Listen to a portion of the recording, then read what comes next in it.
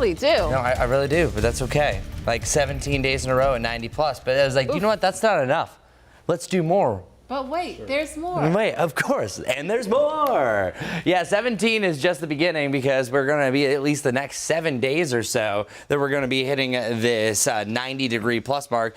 Let's even move it over to 100. But we've already done this. We hit 17 days in a row, and then we cooled off. If we didn't hit that 86-degree point from the outskirts of Chantal, we would be talking about the longest streak ever, and that dates all the way back to 1993. So here, real quick, I want to bring up that list. So here's the master list of the longest 90-degree stretches dating back to 1879. 33 days in 1993. 2007 we had 32 days in a row. 1986, which was the second hottest July on record, that was 31.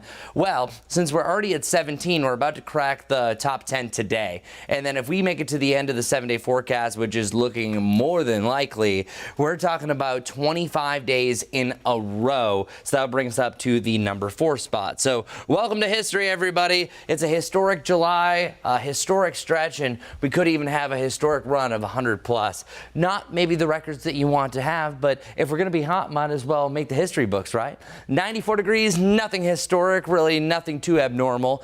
The normal high for this time of year is 90, but that usually fluctuates anywhere from the upper 80s to the lower to the mid 90s. Just this year, we ditched the 80s pretty much entirely. Now, you will feel like the 80s heading into the afternoon. Real feel is actually starting to get into the 90s at that point, and then 93, 94 by the end of the afternoon with a lot more mix of cloud and sunshine compared to what we had yesterday. Check it out for our future cast. You will have a chance for a developing storm, but not much really popping up here. So let's call it a chance for an isolated storm during the afternoon, and then a few more later on in the evening. If you get hit by one, they're going to be very brief. These are literally those popcorn kernel type storms that start to develop. Tomorrow looks like a better chance. Again, we could deal with a little bit more cloud cover. It's the clouds, the one thing that's going to really jeopardize us getting up to that 100-degree point over the coming days, because it's still hot and humid, and that heat and humidity will rise up, and it's called differential heating. The differential heating is going to heat some areas a little bit more than others, and then once you start to get those clouds, that'll heat more areas more than others, and that allows some of those cumulus clouds to grow more than others.